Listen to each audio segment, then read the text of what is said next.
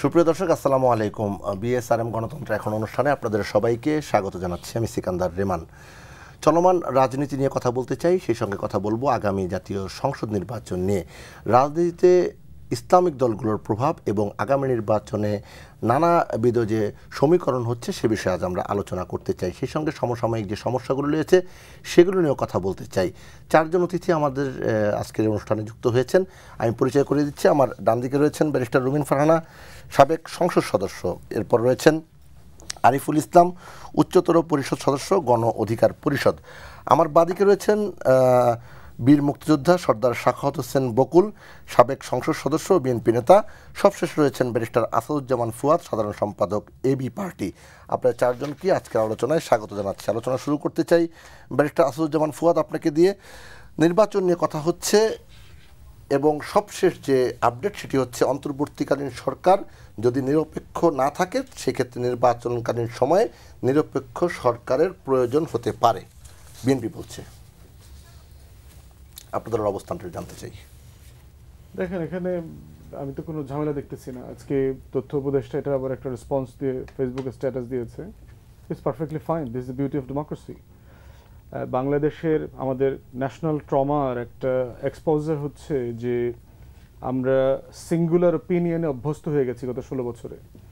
শেখ হাসিনা, গণভবন, শেখ পরিবার, তারপরে হচ্ছে কালো কোট পরা শত শত পেঙ্গুইনদেরকে এক ভয়েসে কথা বলতে দেখে দেখে আমরা বোধ করা শুরু করেছি যে আমরা সবাই উত্তর মেরুতে থাকি। বাস্তবে তা না, এটা সাইবেরিয়া না। একটা ডেমোক্রেটিক সোসাইটিতে হচ্ছে যে হাজারো মত থাকবে, মাওসেদুগের মতো হাজারো রঙে ফুটতে দাও। একটা দলের একাধিক নেতারা একই বিষয়ে ভিন্ন ভিন্ন মত দিতে পারেন। ওই দলের একই নেতা সময়ের ব্যবধানে চেঞ্জিং সার্কামস্ট্যান্সেসকে অ্যাড্রেস করে একটা ভিন্ন মত দিতে পারেন।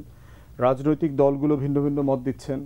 অনেকেই আমাদেরকে প্রশ্ন করছে যে বিএনপি জামাতের মধ্যে কি একটা দ্বন্দ্ব তৈরি হচ্ছে কিনা, বিএনপির সাথে ছাত্রদের দূরত্ব তৈরি হচ্ছে কিনা, আমরা কি ফ্যাসিবাদ বিরোধী আন্দোলন যারা একসাথে করেছি আমাদের মধ্যে কি দূরত্ব তৈরি হচ্ছে কিনা, বিএনপির অমুক নেতা এই বিষয়ে বলেছেন, অমুক নেতা ওই বিষয়ে বলেছেন, তাহলে কি বিএনপির ভিতরে ফ্রিঞ্জ পলিটিক্স তৈরি হচ্ছে কিনা। আসলে কিছুই তৈরি হচ্ছে না, একটা গণতন্ত্রের চর্চা হচ্ছে। 16 বছর ধরে যেই ফুলটাকে আমরা ফুটতে দেখি নাই, ফোটার পরে সবাই শকড হয়েছে যে কি ব্যাপার, এই ফুল তো এই বাগানে দেখি নাই। এটা চলতে থাকতে হবে, চলতে চলতে আমরা অভ্যস্ত হয়ে যাব। মির্জা ফখরুল সাহেব ওনার মত দিয়েছেন, ওটার কাউন্টারে আরেকটা পলিটিক্যাল লিডার আরেকটা মত দিয়েছেন। এই মত আলাপ তর্ক বিতর্কের মধ্য দিয়েই তো সমাজ পলিটিক্যালি ম্যাচিওর হয়।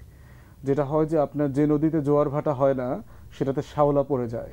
গত 16 বছরের ফ্যাসিবাদী শাসনের কারণে যেটা হয়েছে, এই জাতির রন্ধ্রে রন্ধ্রে শ্যাওলা পড়ে গেছে। এখন সাডেনলি যখন জোয়ারের বৃষ্টির নতুন পানি এসছে, পলি এসছে ভূমিতে, মাটিতে, তখন কৃষক আনন্দিত হওয়ার কথা। তো কিন্তু কৃষক আনন্দিত না হয়ে যদি অন্য যারা কৃষিকাজ করে না সে বোধ করছে এখানে বন্যা হচ্ছে।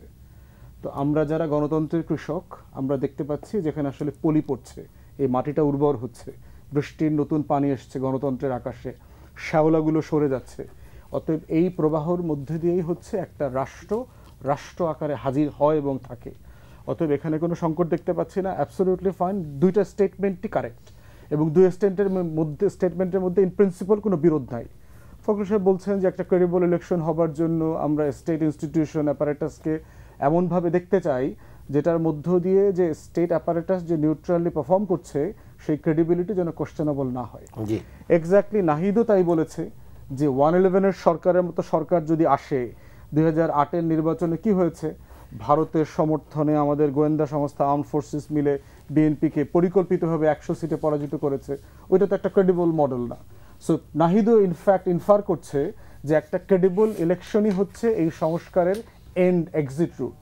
অতএব দুইজনই ইন প্রিন্সিপাল একই কথা বলেছেন এবং এই মতামত তর্কের মধ্য দিয়ে কোনো সংকট তৈরি হচ্ছে না, বরং একটা যৌক্তিক সৌন্দর্যের জায়গায় সংস্কারটা টার্ন করবে, সেই পথটাই আমি দেখতে পাচ্ছি। জি, ব্যারিস্টার রুমিন ফারহানা, এই এত সহজে সমীকরণ কি মেলাবেন কিনা আপনি? আসলে যেটি ব্যারিস্টার ফুয়াদ বলছেন, বিএনপির সাথে দূরত্ব তৈরি হচ্ছে কিনা, সোশ্যাল মিডিয়া আপনি দেখছেন যখন এই বক্তব্যগুলি আসেন রাজনৈতিক দলের শীর্ষ পর্যায় থেকে, তখন কিন্তু সাধারণ মানুষের মধ্যে, বিশেষ করে যারা 5 আগস্ট পরবর্তী নানা ধরনের আশা করছে বাংলাদেশের গণতন্ত্র, মানবাধিকার, আইনের শাসন, আগামী জাতীয় সংসদ নির্বাচন, তাদের কাছে বার্তাটা কি যায়?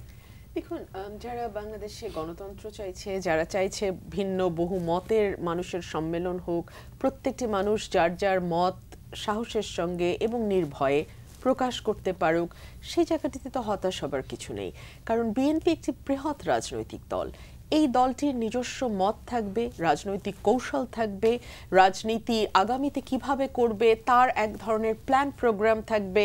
এবং যেহেতু বাংলাদেশে গত 15 বছর কোনো রকম কোনো নির্বাচন হয়নি, স্থানীয় সরকার কিংবা জাতীয় নির্বাচন, আপনি যে কোনো একটা নির্বাচন বেছে নেন, দেখবেন মানুষ সেখানে ভোট দিতে পারেনি, নির্বাচন হয়নি। সো সেখান থেকে এক ধরনের জন আকাঙ্ক্ষার ব্যাপার আছে, বিএনপির ভেতরের নেতা কর্মীদের আকাঙ্ক্ষার ব্যাপার আছে। সো সেটাকে ধারণ করেই বিএনপির মহাসচিব কথা বলবেন, সেটাই স্বাভাবিক। আর নাহিদ ইসলামের যে স্ট্যাটাস, সেটাও আমি দেখলাম, আসিফ মাহমুদ স্ট্যাটাস দিয়েছে সেটাও দেখলাম, আব্দুল্লাহ স্ট্যাটাস দিয়েছে সেটাও দেখলাম। হ্যাঁ, কিছুটা তো বিরোধিতার সুর আছেই, এটা অস্বীকার করবার কিছু নেই। তবে রাজনীতিতে বিরোধিতা থাকবে, গণতন্ত্রের বিরোধিতা থাকবে, প্রত্যেকে যার যার ভিন্ন মত পোষণ করবে এবং নিরাপদে সেটা করতে পারবে। এটাই ডেমোক্রেসির বিউটি এবং এটা ঠিকই আছে। বিএনপির মহাসচিব যেটি বলেছেন, গতকালকে তিনি একটি সাক্ষাৎকার দিয়েছেন বিবিসিকে, সেটার ইলেকট্রাল এবং প্রিন্ট দুটো ভার্শনে এসছে, আমি দুটোই খুব মনোযোগ দিয়ে পড়েছি। সেখানে কিন্তু তিনি স্পষ্ট বলেছেন যে এখন পর্যন্ত এই সরকারকে অবিশ্বাস করবার মতন কিছু হয়নি।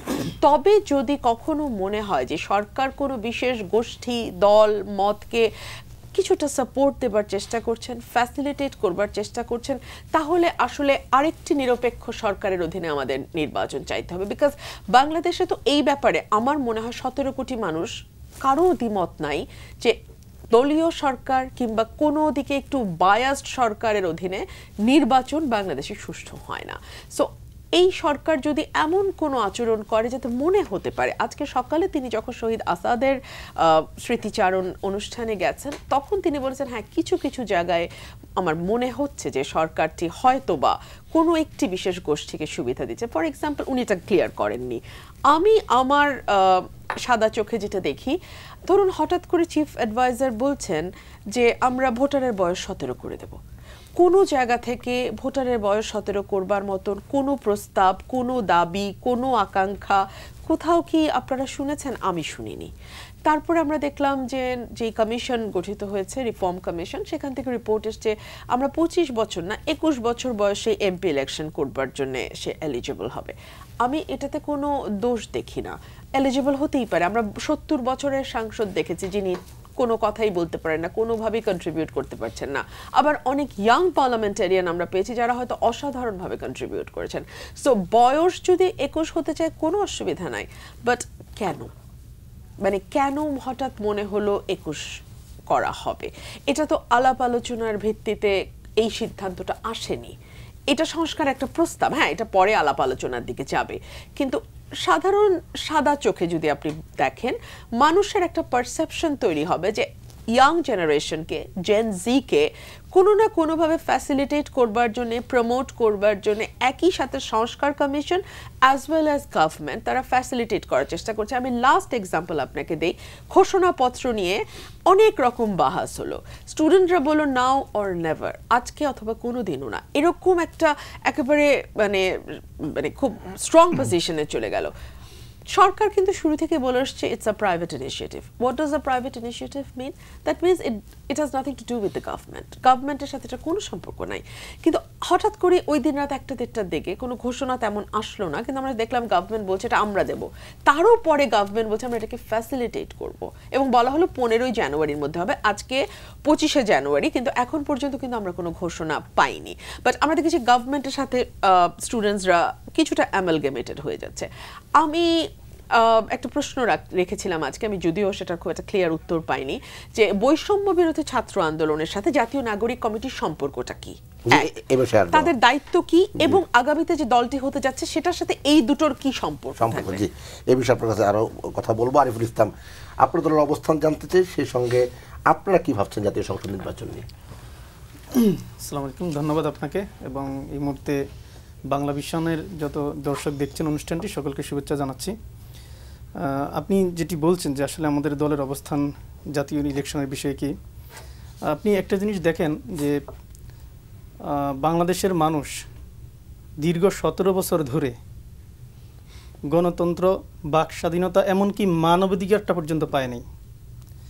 এটা যখন চলতে চলতে একটা পর্যায়ে আপনার 14 ইলেকশনটা হলো, 18-এর যে ইলেকশনের যে মানে পূর্ব সময়টা, একমাত্র স্টুডেন্টরা তারাই কিন্তু বাংলাদেশে গণতন্ত্র, মানবাধিকার, ভোটাধিকার সহ বাংলাদেশের যে একটা রাষ্ট্রের অস্তিত্ব সেটা ফিরিয়ে আনার জন্য স্টুডেন্টরা রাজপথে নেমেছে সর্বপ্রথম 2018 সালে। শুধুমাত্র স্টুডেন্টরা? স্টুডেন্ট 2018 সালের কথা বলছিলাম, যে কোটা সংস্কার আন্দোলনের দাবিতে 2018 সাল থেকে যখন এই কোটা সংস্কার আন্দোলনটা শুরু হলো, তখন থেকে কিন্তু বাংলাদেশের মানুষ, বিশেষ করে আপনি জানেন যে ঢাকা বিশ্ববিদ্যালয় ডাকসুকে বাংলাদেশের দ্বিতীয় আপনার পার্লামেন্ট বলা হয়, এবং ঢাকা বিশ্ববিদ্যালয় আসলে যেদিকে চলে ওইদিকে আপনার দেখা যাচ্ছে দেশটাও কিন্তু ওদিকে ধাবিত হয়, শেষ পর্যন্ত এটাই দেখা গেছে।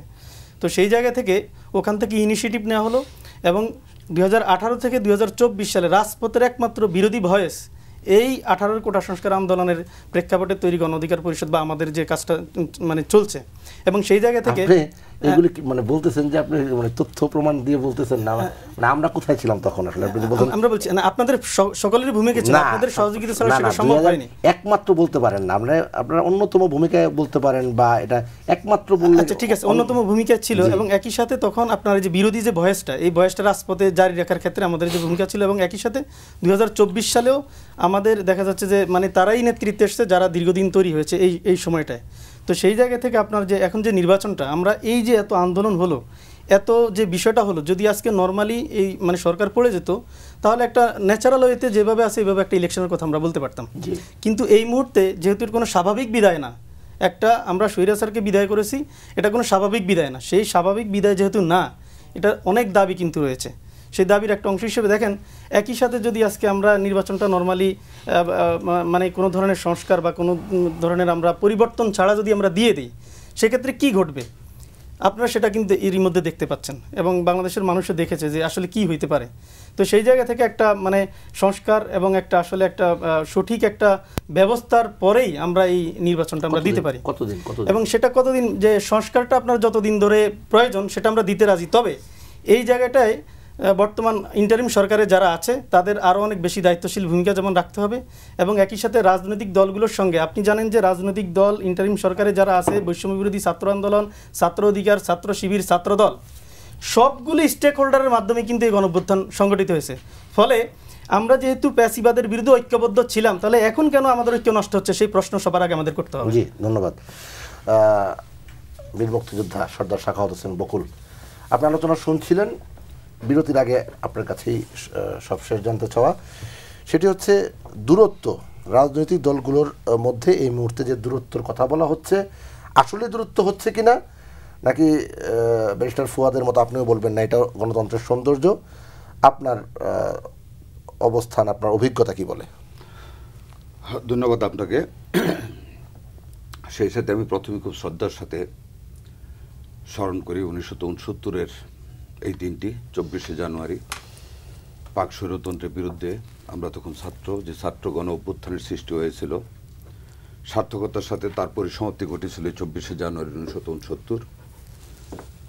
পাক স্বৈরতন্ত্রের বিদায় হয়েছিল, সেই সাথে সুগম হয়েছিল 70-এর নির্বাচন এবং আমাদের স্বাধীনতার পরিচ্ছন্ন একটি রাস্তা এবং দিক নির্দেশনা। সে অভ্যুত্থান সহ সকল গণ অভ্যুত্থানে, সকল গণতান্ত্রিক আন্দোলনের, বৈষম্য বিরোধী ছাত্র আন্দোলনের শহীদদের সহ সকল শহীদদের আত্মার মাগফিরাত কামনা করতেছি। আমি প্রথমে যেই প্রশ্নটি অবতারণা করব সেটা হলো, যেটা ফুয়াদ সাহেব বলতেছেন আপনার প্রসঙ্গের প্রেক্ষাপটে, বিএনপি মহাসচিব মির্জা ফখরুল ইসলাম আলমগীর সাহেবের বর্তমান সরকারের বর্তমান পরিস্থিতি নিয়ে। জি, মির্জা ফখরুল ইসলাম আলমগীর সাহেব খুব পরিচ্ছন্নভাবে 3টি পয়েন্ট উল্লেখ করেছেন ওনার সংবাদ সংগ্রহে। প্রথমটি হলো যে বর্তমান তত্ত্বাবধায়ক সরকারকে আগামী নির্বাচনটি নিরপেক্ষভাবে পরিচালনা করতে হলে তাদেরকে নিরপেক্ষ থাকতে হবে, নাম্বার 1। নাম্বার 2 ছিল, যদি ওনারা নিরপেক্ষতা হারিয়ে ফেলেন তাহলে আরেকটি নিরপেক্ষ সরকার গঠন করার প্রয়োজনীয়তা দেখা দেবে নিরপেক্ষ নির্বাচনের স্বার্থে।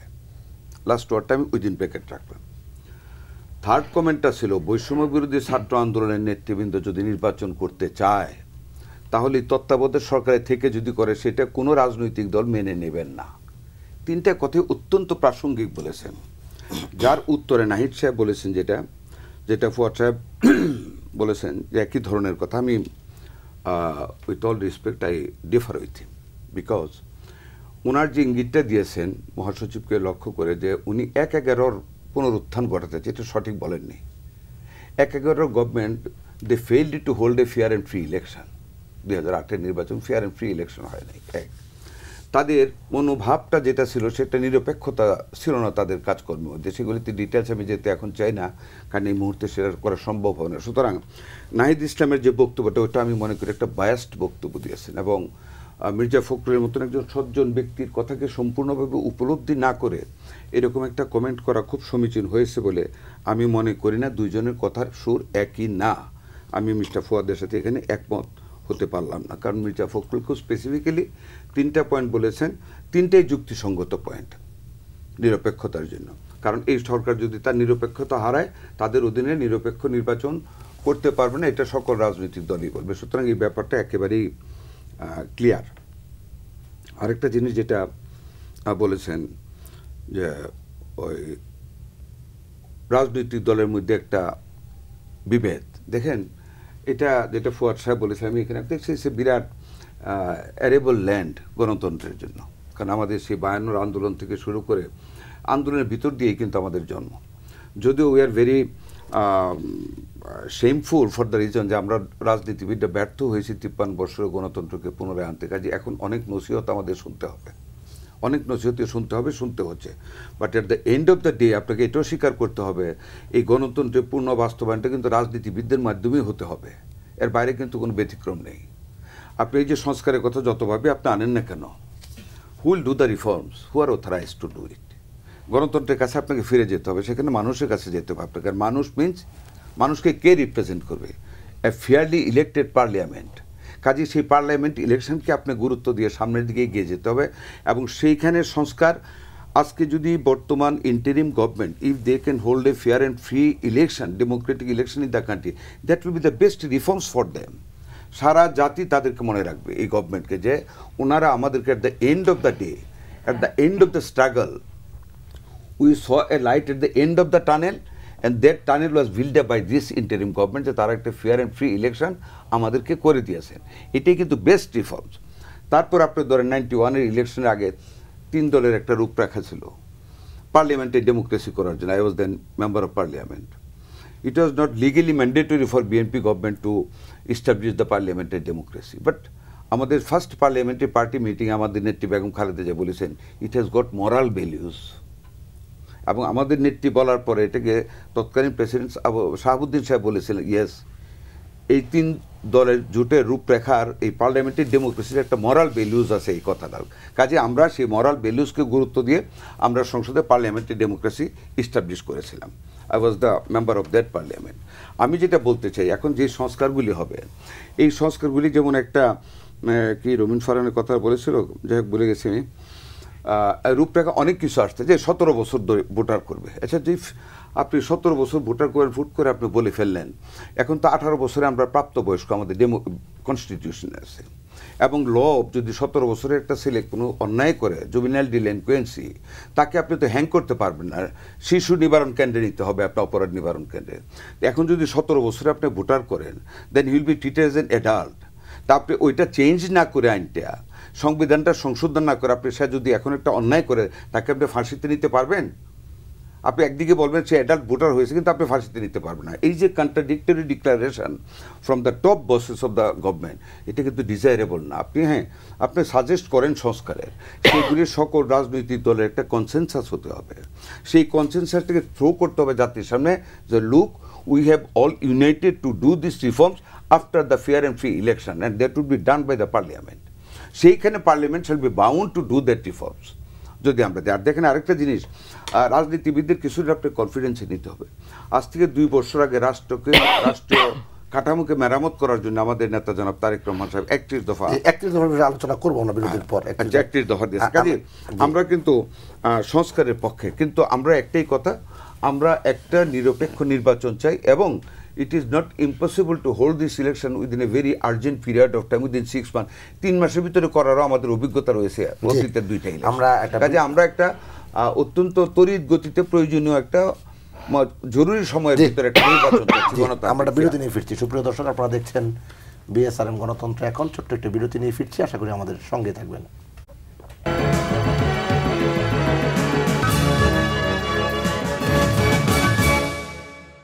সুপ্রিয় দর্শক, বিএসআরএম গণতন্ত্র এখন অনুষ্ঠান আর একবার স্বাগত জানাচ্ছি। আমি সিকান্দার রেমান। ব্যারিস্টার আসাদুজ্জামান ফুয়াদ, আপনার কাছে যেতে চাই। আপনি কিছুটা আলোচনা করেছেন, বেশ কিছু বক্তব্য যেগুলো আসলে প্রশ্নবিদ্ধ বক্তব্য, যেটি সমন্বয়ক হাসনাত আবদুল্লাহ বলছে আন্দোলনের ডাক দিয়ে যারা মাঠ থেকে সরে যেত তারাই এখন আতাতের রাজনীতি করছে, এবং তিনি উপদেষ্টা নাহিদ ইসলামের যেই স্ট্যাটাস সেটি শেয়ার করে তার নিচে লিখেছেন। আপনার এর আগের বক্তব্যর পরবর্তী বক্তব্যটা একটু জানতে চাই। দেখেন, এই ধরনের বক্তব্য বিএনপির অনেক নেতাদের কাছ থেকে আন্দোলনের সময় আমরা শুনছি, বিএনপির নেতাদের কাছ থেকে। আপনারা যারা সাংবাদিকতা করেন আপনারা মেনে ওইটা খুঁজে দেখবেন আর কি। এখন প্রশ্ন হচ্ছে যে যারা আন্দোলনে গত 16 বছর বিএনপির হয়ে ত্যাগ কোরবানি করছেন, লড়াই করেছেন, মিছিল মিটিংয়ে ছিলেন, বহু টেলিভিশন প্রডিউসাররা আমাকে বলেছে যে রুমিন ছাড়া কাউরে ফোনে পাওয়া যেত না।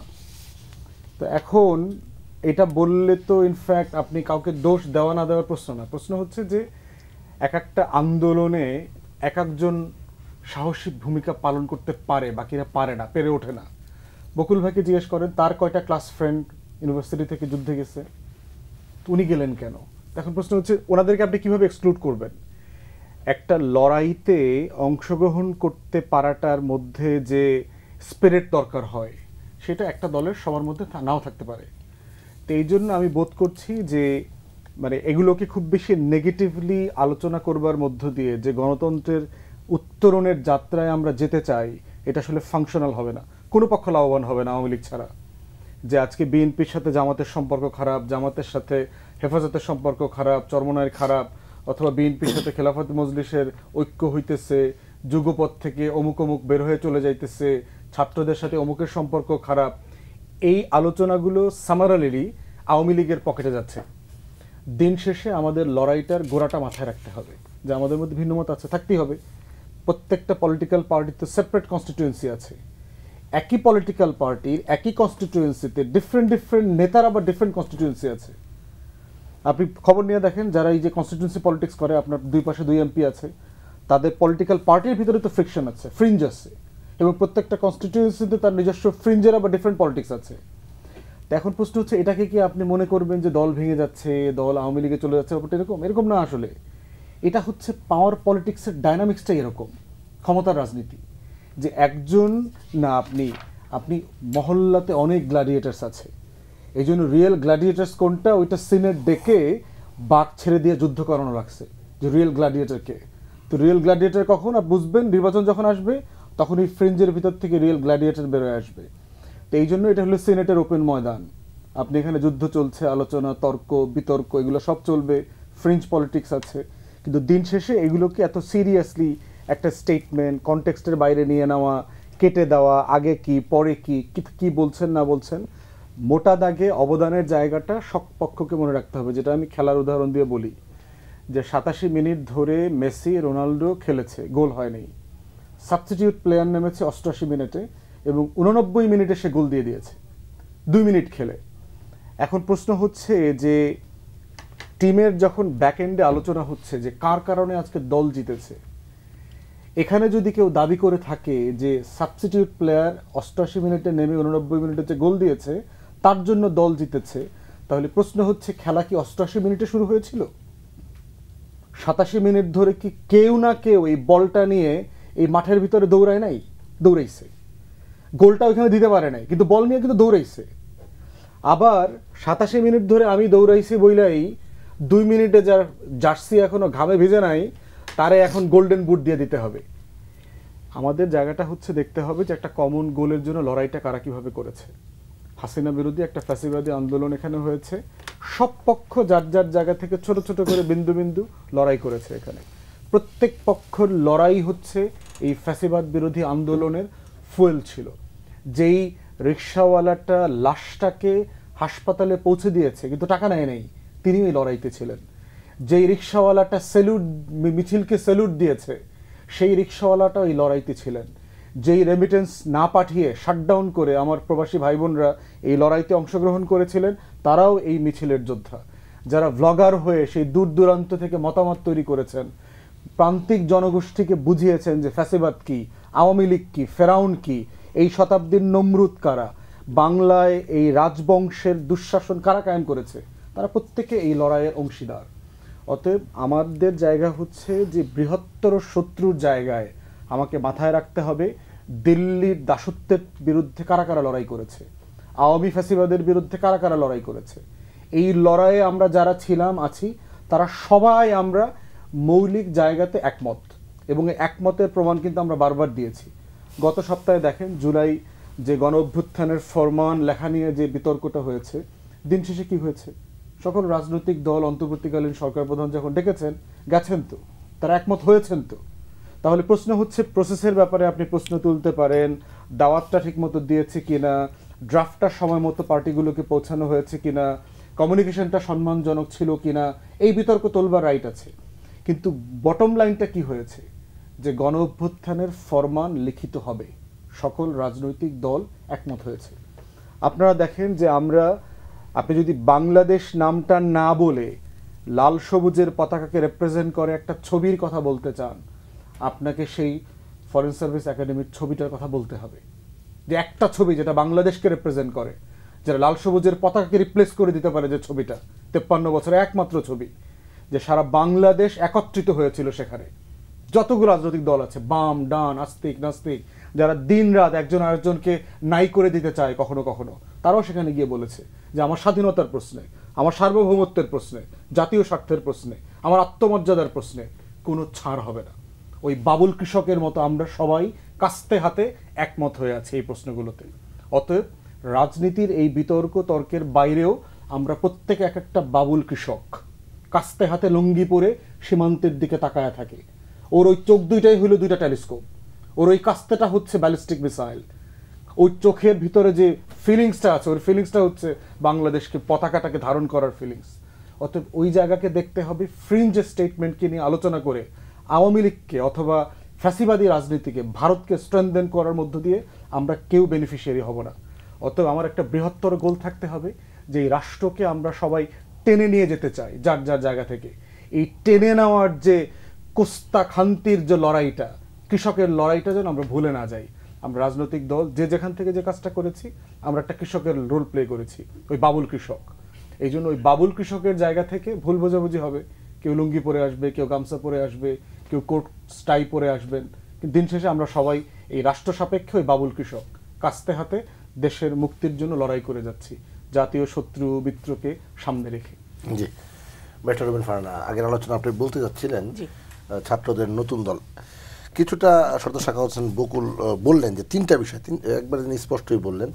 এই আলোচনাগুলি কি তখন এসেছে যখন ছাত্রদের নতুন দলের আবির্ভাবের কথা আসছে, যখন ছাত্ররা ক্ষমতায় যাওয়ার স্বপ্ন দেখে, তখন কি বড় রাজনৈতিক দলগুলো শঙ্কা বলেন বা প্রতিদ্বন্দ্বিতা বলেন, তখন কি এগুলি আসছে কিনা আলোচনা? একদমই না।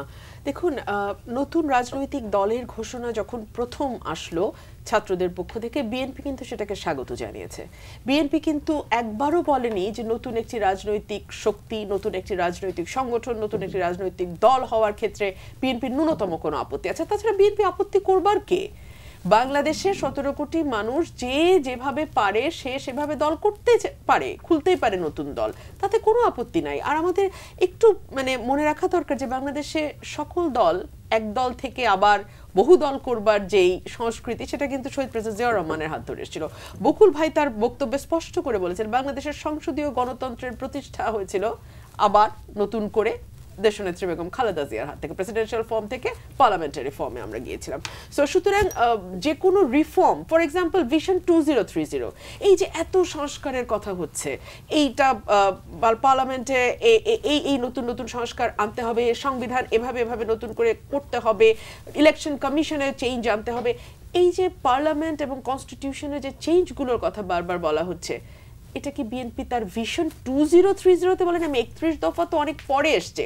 আমি এটা একটু যদি সরিয়েও রাখি, 2016 সালে দেশনেত্রী বেগম খালেদা জিয়া হোটেল ওয়েস্টিনে ভিশন 2030 সকল সাংবাদিককে আমন্ত্রণ জানিয়ে, বিদেশি কূটনীতিকদেরকে আমন্ত্রণ জানিয়ে ভিশন 2030 দিয়েছিলেন এবং সেখানে তিনি দ্বিকক্ষ বিশিষ্ট পার্লামেন্ট, প্রেসিডেন্ট এবং প্রধানমন্ত্রীর ক্ষমতার ভারসাম্য, একবারের দুইবারের বেশি প্রধানমন্ত্রী কেউ থাকতে পারবে না, 70 অনুচ্ছেদের সংশোধন, আমাদের কি করে প্রধানমন্ত্রীর মানে ক্ষমতাকে কাটেল করা যায়, কি করে আইন বিভাগ, বিচার বিভাগ, নির্বাহী বিভাগের সেপারেশন নিশ্চিত করা যায়। আপনি একটু যদি ভিশন 2030টা এখন এটা সবার মানে আমি নিজে ছিলাম ওই আপনি ছিলেন, আমি দর্শকদের উদ্দেশ্যে বলছি, মানে গুগল ঘাটলেও এটা পেয়ে যাবেন। এখানে দেখবেন একেবারে ওই কথাগুলোই বলা আছে। তারপরে তো 27 দফা থেকে 31 দফা। সুতরাং আমরা কিন্তু সংস্কারের কথা বলেই যাচ্ছি। সো নতুন কিছু পরিবর্তনের কথা, নতুন কিছু আনবার কথাতে বিএনপি কখনোই ভয় পাবার রাজনৈতিক দল নয়। তাদের প্রতিনিধিত্ব সরকারে আছে, এইটা তো সকল রাজনৈতিক দলের জন্যই অ্যালার্মিং।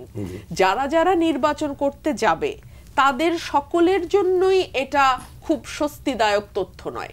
কেন? বিকজ আমাদের সংস্কৃতি, রাজনৈতিক যে সংস্কৃতি, সেখানে দলীয় সরকারের অধীনে, বায়াসড সরকারের অধীনে, এটা অবশ্য পৃথিবীর কোথাও না, বায়াসড সরকার যদি কোথাও থাকে তার অধীনে নির্বাচন ভালো হবার কোনো কারণ নাই। সো এই সরকারটি আমরা সকলেই বিশ্বাস করতে চাই। আমরা হয়তো রাজনৈতিক দল ভিন্ন ভিন্ন হতে পারে, বাট যে দল করি না কেন আমরা সবাই বিশ্বাস করতে চাই যে এই সরকার কোনো বিশেষ দল, বিশেষ মত, বিশেষ গোষ্ঠীর মানুষকে সুবিধা বা কাউকে অসুবিধায় ফেলবার জন্য কোনো ডিসিশন নেবে না। জাতির কল্যাণের জন্য, মানুষের কল্যাণের জন্য, রাষ্ট্রের কল্যাণের জন্য যেই সিদ্ধান্ত নেওয়া দরকার তারা একেবারে নিরপেক্ষভাবে তারা সেই সিদ্ধান্ত নেবে। কিন্তু যখন আপনি দেখবেন যে কোনো রাজনৈতিক দলের, সেটা নতুন হোক, পুরাতন হোক, যাই হোক, কোনো রাজনৈতিক দলের সদস্য সরকারের মধ্যে থাকবে এবং এটা তো অবভিয়াস যে তখন সরকারের ডিসিশন কিছুটা বায়াসড, কিছুটা মানে দলীয় দৃষ্টিভঙ্গির হবেই, এটা হতেই হবে। ধরেন এখন যদি বিএনপির বকুল ভাই, আমি আর আরেকজন কেউ থাকতাম এই সরকারে, তাহলে কি অন্য দলগুলো খুব মানে কমফোর্টেবল ফিল করতো তো না। সো বিএনপির কথা এটাই, ভাই আমাদের কথা একেবারে সাদা মানে ভাষায় মোটা দাগে বলতে গেলে আমরা একটি অবাধ, সুষ্ঠু, নিরপেক্ষ নির্বাচন চাই, যেই নির্বাচনে কারো প্রতি এক্সট্রা কোনো ফেভারও করা হবে না, কারোর বিরুদ্ধে কোনো এক্সট্রা শাস্তিমূলক বা কঠোর কোনো ব্যবস্থাও নেওয়া হবে না। এরকম একটি সরকারের অধীনে আমরা নির্বাচন চাই এবং এটার জন্যই তো আসলে 17 বছর আমরা সংগ্রাম করেছি, তাই না? না হলে তো 14 ইলেকশনে বিএনপি যেতে পারতো, 24 ইলেকশনে বিএনপি যেতে পারতো। যায়নি কেন? যায়নি বিকজ বিএনপি বিশ্বাস করে যে কোনো বায়াসড সরকার দিয়ে সুষ্ঠু নির্বাচন হতে পারে না। এটার যদি আরেকটা রিপিটেশন আমরা এখন দেখি, ফর এক্সাম্পল সরকারের মধ্যে নতুন দলের লোকজন থাকা, এখন অনেকেই বলবার চেষ্টা করছেন, আমি যেহেতু একটা টকশো থেকে আসলাম মাত্র, সেখানে সমন্বয়কারী বা ছাত্র আন্দোলনের সঙ্গে জড়িত এরকম সিগনিফিকেন্ট মানুষ উপস্থিত ছিলেন, তারা বলতে চাইছেন যে না, ওনারা তিনজন তো আসলে আমাদের দলের সঙ্গে নেই, কিন্তু পাবলিক পারসেপশনটা তো সেটা নয়। তারা তো আরেকটা কথাও বলে যে অ্যাটর্নি জেনারেল অফিস থেকে শুরু করে বিভিন্ন জায়গায় একেবারে বিএনপির পোস্টেড লোকজনকে বসানো হয়েছে, সেটা কি নিরপেক্ষতা থাকে? তারাই কথা বলেছেন। আমি এখন প্রশ্ন করি, এটা তো সত্য এক যে দীর্ঘ সময় যারা একেবারে খুব রিমোটলি বিএনপির সাথে কানেক্টেড, সরাসরি দলও করে না, সরাসরি পদ তো নাই, দলও করে না সরাসরি, হয়তো বিএনপির মানে মতাদর্শ তারা পছন্দ করে, হয়তো বিএনপিকে তারা ভোট দেয়, হয়তো তাদের দূরের কোনো আত্মীয় বিএনপি, কিংবা তাদের বাড়ি বগুড়া অথবা নোয়াখালী, দেখা গেছে তাদের প্রমোশনটা আটকে গেছে বছরের পর বছর। দেখা গেছে তারা তাদের অনেক জুনিয়র কর্মকর্তাদের আন্ডারে তাদেরকে স্যার বলে এই 17 বছর এই নির্যাতন, মানসিক নির্যাতনের মধ্যে দিয়ে যেতে হচ্ছে। তাদের কি প্রমোশন হবে না? তারা কি পোস্টেড হবে না? আর অ্যাটর্নি জেনারেলের কথা, আজকে 5.5 মাস পরে আপনি অ্যাটর্নি জেনারেলের কথা মানে সমন্বয়করা বা ইয়াং ভাইরা আমার বলছেন, 6 তারিখে যখন অ্যাটর্নি জেনারেল রাষ্ট্রপতি কর্তৃক অ্যাপয়েন্টেড হলো, এই প্রশ্ন তো তখন তারা তুললেন না। আর অ্যাটর্নি জেনারেলকে কি বিএনপি অ্যাপয়েন্টমেন্ট দিয়েছে? বিএনপি অ্যাপয়েন্টমেন্ট দিয়েছে? গত 5.5 মাস ধরে তো এই সরকার মানে এই ছাত্র এবং আমাদের সকলের, আমরা সকলেই, কেউ কিন্তু সরকারকে ডিজোন করিনি এখনো, আমরা সকলেই বলেছি, বিএনপির অ্যাক্টিং চেয়ারম্যান শুরু থেকে বলেছে এটা আমাদের সরকার, এই সরকারকে কোনোভাবে ব্যর্থ হতে দেওয়া যাবে না। সো এই সরকারকে কেউ ডিজোন করেনি। তো যদি এই সিদ্ধান্ত নিয়ে কোনো প্রশ্ন থাকে, তাহলে তো সেটা আসলে এই সরকার 8 তারিখে আসার পরপরই সেটা তারা ডিসিশন নিতে পারতো যে না, এই নিয়োগ সঠিক ছিল না, আমরা অন্য কাউকে নিয়োগ দেব। এই নিয়োগ নিয়ে কেন 5.5 মাস পরে প্রশ্ন উঠছে? এগুলো আসলে প্রশ্নের জন্ম দেয় যে নিশ্চয়ই আপনার মধ্যে অন্য কোনো আলটেরিয়ার মোটিভ আছে যেটা আপনি অ্যাচিভ করতে চাইছেন কিন্তু বলতে পারছেন না, কিংবা আপনি কোনো কিছু ঢাকতে চাইছেন, যেটাকে শাক দিয়ে মাছ ঢাকা বলে। এগুলো না পলিটিক্সে গত 53 বছর মানুষ দেখেছে, বিশেষ করে গত 15 বছর বিশ্রীভাবে দেখেছে। মানুষ চায় অ্যাটলিস্ট ইয়াং জেনারেশনের কাছে, মানুষ চায় ক্ল্যারিটি, মানুষ চায় ট্রান্সপারেন্সি, মানুষ চায় অনেস্টি।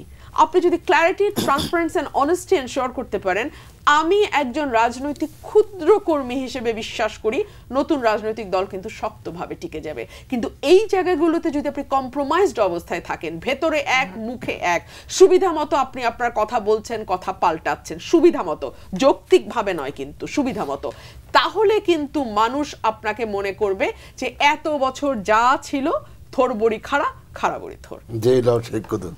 জি আরিফুল ইসলাম, আপনি বলছিলেন যে সরকারকে সময় দিতে চান, আমি তখন আপনাকে জানতে চাইলাম কতদিন সময় দিতে চান? আর এই সংস্কার তো আপনারাই বলছেন রাজনীতিবিদরা যে চলমান প্রক্রিয়া, তাহলে কি সংস্কার চলতেই থাকবে, আপনারা সময় দিতেই থাকবেন নাকি? আচ্ছা দেখুন, আপনারা জানেন যে যখন ইন্টারিম সরকার দায়িত্বটা নেয় তখন তারা কিন্তু অনেক সময় চেয়েছিল। প্রথম প্রশ্ন ছিল 6 ইয়ার্স, তারপরে এটার সম্ভাবনা নামতে নামতে এসেছে 4 বছর, পরে একটা বাস্তবতায় সেনাপ্রধান বললেন যে 18 মাস। এক পর্যায়ে এখন এত অবস্থা বাজে হয়েছে দেশে যে এখন এই বছরের লাস্টের দিকেই নির্বাচনের কথাবার্তা কিন্তু চলছে। প্রধান উপদেষ্টা বলেছেন। জি, সেটা বলেছেন, আপনারা সেটা জানেন।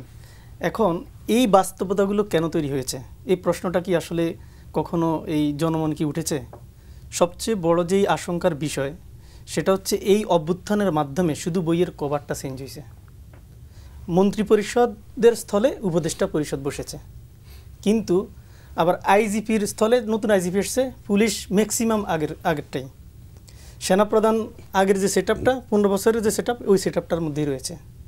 অধিকাংশ মিডিয়ার রিপোর্টার কিন্তু সব আগের, শুধু হয়তো বা এমডি চেয়ারম্যানটা চেঞ্জ হয়েছে, মালিকানা কিছুটা বদল হয়েছে।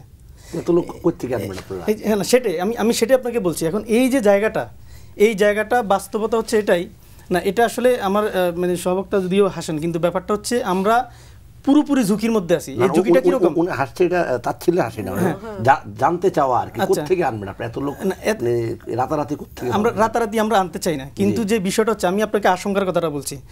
এই যে বাস্তবতা, এই বাস্তবতার ফলে আপনার এই মানে সার্বিকভাবে দেশে যে চিত্র চলছে, সত্যিকার অর্থে ইন্ডিয়া তার নিজের সিকিউরিটি নিশ্চিত করার জন্য বাংলাদেশে সবসময় একটা টিম রাখতে চাইবেই। এখানে যত মানে রুপি বিনিয়োগ করা লাগবে করবে, যত ডলার বিনিয়োগ করা লাগবে করবে, এবং তাদের কিন্তু এখন পর্যন্ত আমরা নিশ্চিত দিয়ে বলতে পারি না যে রয়ের প্রভাবমুক্ত বাংলাদেশ প্রশাসন চলছে, এটা বলার সাহস কিন্তু আমাদের নাই। আমরা একটা আসিফ এবং নাহিদ দুজনের আলাদা আলাদা ভিন্ন ভিন্ন 2 জায়গার রুম আপনার সচিবালয়ের ভিতরে আপনার পুড়ে যায়, নথিগুলো সব গায়েব হয়ে যায়। এটা কি আপনারা আশঙ্কার বিষয় মনে করেন না? আমি এই জিনিসটা বলছি যে যখন কিনা আমি দৃঢ়ভাবে বিশ্বাস করতেছি বা আমার কাছে আশঙ্কা হচ্ছে, আমি উদ্বিগ্ন যে এই বাংলাদেশের মানুষের 5 তারিখে যে ঐক্য তৈরি হয়েছে 17 বছর ধরে, এই ঐক্যটা বিনষ্ট হওয়ার অপেক্ষায় ভারত বা আমাদের যে পার্শ্ববর্তী রাষ্ট্র ভারত, তারা এটার অপেক্ষায় আছে। আর সেই প্রেক্ষাপটটা এখন আমরা তৈরি হয়ে যাচ্ছে। তো এই জায়গা থেকে আসলে আমরা একটা জিনিস এই জাতির উদ্দেশ্যে আমাদের যে বলা, এবং জাতিকে এটা নিয়ে যথেষ্ট সচেতন হতে হবে যে আমাদের যে যেমনটি আমাদের ফুয়াদ ভাই বলেছেন যে সত্যিকার অর্থে আমরা দেশের সার্বভৌমত্বের প্রশ্নে আমরা যেরকম ঐক্যমত আছি, ঐক্যবদ্ধ আছি, একই সাথে এই টোটাল আন্দোলন গণ অভ্যুত্থানের একটা কমন স্পিরিট ছিল একটা নিরপেক্ষ নির্বাচন, যেটি আমার সহবক্তা বলেছেন ইতিমধ্যে। তো আমরা যেটা চাই বা আমরা যেটা আসলে বলতে চাই যে এই বাস্তবতাগুলোর মুখোমুখি যখন আমরা হচ্ছি, কোনো ক্রমেই প্যাসিভাদ যেন ফিরে আসতে না পারে, ইন্ডিয়ান যে আগের কর্তৃত্ববাদ সেটা যেন ফিরে না আসতে পারে। এর জন্য যত দ্রুত সম্ভব সত্যিকার অর্থে নির্বাচন কেন্দ্রিক একটা আলাপ আলোচনা তোলা দরকার, কারণ ইন্টারিম সরকার ইতিমধ্যে আসলে বিতর্কের মুখে পড়ে গেছে, এটা আসলে অতৃপ্তির বিষয় হলেও সত্য। তো সেই জায়গা থেকে আমরা মনে করি যে দ্রুত ইলেকশনের যে ব্যাপারটা সেই জিনিসটা নিয়ে আলোচনা করে জাতীয় ঐক্যের ভিত্তিতে একটা আলোচনার মাধ্যমে নতুন একটা পদক্ষেপ নেওয়া যেতে পারে, এবং এটা যত দ্রুত সম্ভব। জি, বীর মুক্তিযোদ্ধা সর্দার সাখাওয়াত হোসেন বকুল, ধন্যবাদ আপনাকে। আমি খুব অল্প কথার ভিতরে, না আপনি বলেন, সময় আছে। I want to just represent the main theme of my party. জি, আমরা কি চাচ্ছি, দেশ কি চাচ্ছে? অনেকগুলি ভাষা ব্যবহার করতে পারবো, ভাষার একটা ভান্ডার তৈরি করতে পারবো, কিন্তু আসল সমাধানটা আমাদের কোথায়? আমাদের এই দেশটা আমরা সেই 60s কোঠা থেকে যখন আমরা কিশোর আন্দোলন দেখে আসছি, সকল আন্দোলনের ব্যাকবোন ছিল আমাদের, যেটা নিয়ে আমরা অগ্রসর ছিল গণতন্ত্র, দেশে গণতন্ত্র প্রতিষ্ঠা করার জন্য। আমরা পাকিস্তান আমরা সে 69-এর স্লোগান দিয়েছি, ঢাকা না পিন্ডি, আমরা বলছি ঢাকা ঢাকা। এখন বলি ঢাকা না দিল্লি, আমরা বলি ঢাকা ঢাকা। সেটাই আমরা গণতন্ত্র চাই। এই যে বর্তমান যে আন্দোলনটা হয়েছে বৈষম্য বিরোধী ছাত্র আন্দোলন, যেটা কিছুটা উনি বলেছেন ফুটবল খেলার উদাহরণ দিয়ে, ভেরি ট্রু। মেসি কিন্তু সব গোল করে না, অনেক সময় গোল করায় বল দেন। গত 16টা বছর কিন্তু বিএনপি এই ফ্যাসিস্ট হাসিনা রিজিমকে বিদায় করার জন্য আন্দোলন করেছে, এবং আন্দোলনের দানা বাঁধানোর জন্য যত রকম প্রচেষ্টা করা দরকার, সংগঠনকে যতভাবে শক্তিশালী করা দরকার, জনাব তারেক রহমানের নেতৃত্বে আমাদের দল সেভাবে সংগঠিত হয়েছে। লাস্ট যে বারুদটা জ্বলেছে বৈষম্য বিরোধী ছাত্র আন্দোলনের মাধ্যমে। We want to give credit to them যে they stood on the street and we gave our support to them. সেখানে একটা গণতন্ত্রের বিজয় হয়েছে। এটার উদ্দেশ্যটা কি? এই যে আন্দোলনটা হলো, দিন শেষে এটার পিছনের মানে মেইন আকাঙ্ক্ষাটা জনগণের কি? স্বৈরতন্ত্র বিদায় হয়েছে কিসের জন্য? আরেকটা ফেসিজম দেখার জন্য না। আমরা আরেকটা গণতান্ত্রিক রাষ্ট্র ব্যবস্থা, স্বৈরতন্ত্রবিহীন বৈষম্যবিহীন একটা অর্থনৈতিক সাম্যের ভিত্তিতে একটা গণতান্ত্রিক রাষ্ট্র ব্যবস্থা দেখার জন্য এই আন্দোলন সাকসেস পেয়েছে, জনগণ তাতে সমর্থন দিয়েছে।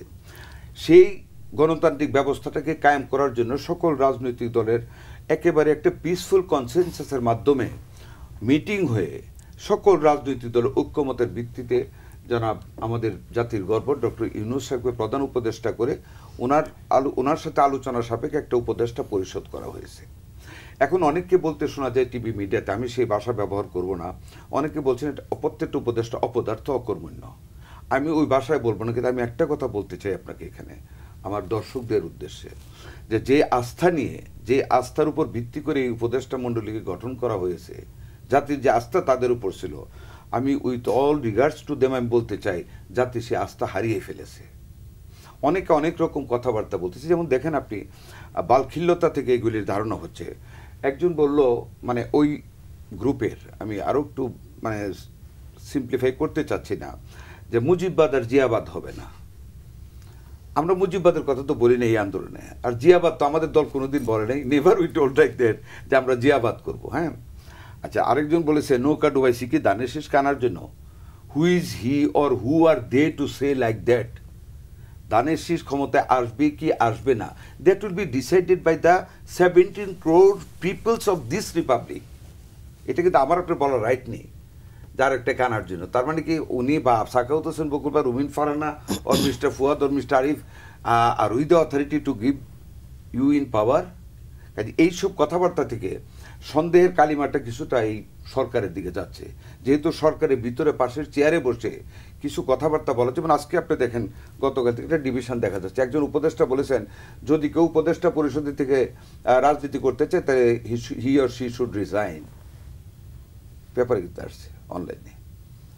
কিন্তু ওদের ভিতরে কিন্তু শুরু হয়েছে। আমি যে কথাটা বলতে চাই সেটা হলো, এই যে কনসেনসাস নিয়ে আমরা যে সরকারটা গঠন করলাম, the demand of the nation is to see and watch a very free and fair election. কাজে আমরা ওনাদের কাছে যত সমস্যা, ফুয়াদ সাহেব বলছেন, অনেক ভাষা দিয়ে বলছেন, রুবিন ফারহানা বলছেন, আরিফ সাহেব বলছেন, আমি বলবো, আপনি বলেছেন, সব কিছু কিন্তু খুব সিম্পলিফাই করা যায়। একটা জিনিস, নির্বাচন, just election, you hold a fair and free election. আমরা যদি এসে বেইমানি করি এই আন্দোলনের সাথে, আমাদেরকে আবার ফেলে দিবে এই জনতা। একদম আমরা একদিনও টিকতে পারবো না, ফেলে দিবে। কাজে এত ভয়, এত কথা কেন? এই কথার ভিতরে আমরা ষড়যন্ত্রের গন্ধ পাচ্ছি। আমার কেন জানি মনে হচ্ছে আমাদের আপনি গণতন্ত্র, এখন তো আপনার অনুষ্ঠান, গণতন্ত্র এখন ষড়যন্ত্রের ধোঁয়াচলে দুলছে আমার ধারণা। কাজে এটা থেকে রক্ষা পেতে হলে we all should be united. The democratic forces must have to be united to see a very urgent fair and free election in the country. এই জিনিসটা আমাদের দেখতে হবে। আচ্ছা, এই যে বিএনপির পোস্টেড লোকজন, জি, এখন দেখেন এই 16টি বছর আওয়ামী লীগের যারা অফিসার ছিল, যাদেরকে বিনা ইন্টারভিউতে চাকরি দেওয়া হয়েছে, হ্যাঁ, মুক্তিযুদ্ধ সন্তান বলে যাদেরকে উইদাউট মেরিট চাকরি দেওয়া হয়েছে, বিভিন্ন অপকর্ম করেছে, আমাদের সন্তানদেরকে গুলি করে হত্যা করেছে, গুম করেছে, খুন করেছে, অনেকভাবে অনেক কিছু করেছে। তারা তো একটা সেকশন এমনিতে পালিয়ে গিয়েছে, আরেকটা সেকশন পানিশমেন্টে চলে গেছে, অ্যারেস্ট হয়েছে।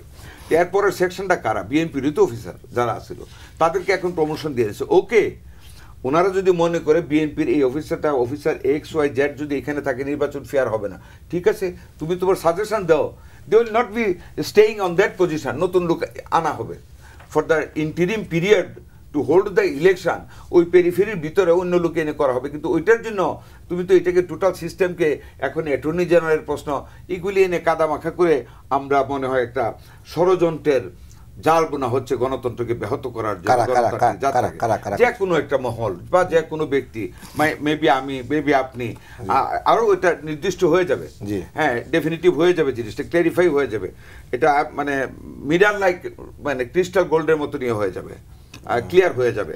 কারণ নির্বাচন যখনই কেউ না করার জন্য অজুহাত খুঁজবে তখনই ক্লিয়ার হবে হু ইজ ডিমান্ডিং হোয়াট। দেখেন, একটা অনির্বাচিত সরকার কোনোদিন নির্বাচিত সরকারের মেরিট বহন করতে পারে না।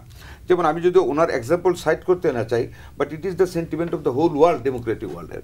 যেমন ইন্ডিয়ান আর্মি চিফ কি বলেছেন যে নির্বাচন হয়ে গেলে গণতান্ত্রিকভাবে ইলেক্টেড একটা সরকার আসলে সব ঠিক হয়ে যাবে, খুব ইজিলি উনি কথাটা বলেছেন।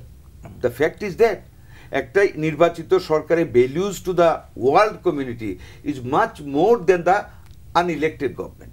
বর্তমান সরকারের চাইতে নির্বাচিত সরকার অবশ্যই জাতির জন্য অনেক মঙ্গলজনক। কাজেই আমরা একটা নির্বাচিত সরকার যত তাড়াতাড়ি পাবো তত তাড়াতাড়ি যত সমস্যার কথা ফুয়াদ সাহেব বলেছেন, রুবিন ফারহানা, আমি বাপরি উঠাবেন, সকল সমস্যা কিন্তু রিজলভড হয়ে যাবে after a free fair election and after formation of very sovereign parliament elected by the peoples of this republic. Barrister Asaduzzaman Fuad, সমন্বয়হীনতার কথা বলা হচ্ছিল, শস্যের মধ্যে ভূত কিনা সেই বিষয়ে আলোচনা হচ্ছে। একটি বিষয় আমি আপনার দৃষ্টি আকর্ষণ করছি, আগামী 27 জানুয়ারি সোমবার সেদিন একটি প্রোগ্রাম, যে কি টেলিভিশন মালিকদের কে নিয়ে সরকারের পক্ষ থেকে একটা প্রোগ্রাম দেওয়া হয়েছে।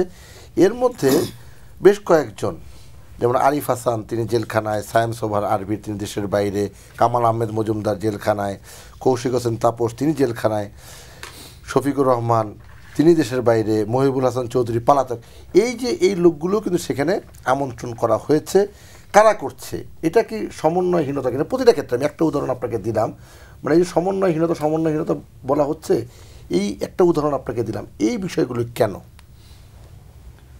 প্রথম সমস্যা হচ্ছে আপনার গভর্নেন্সের প্রবলেম।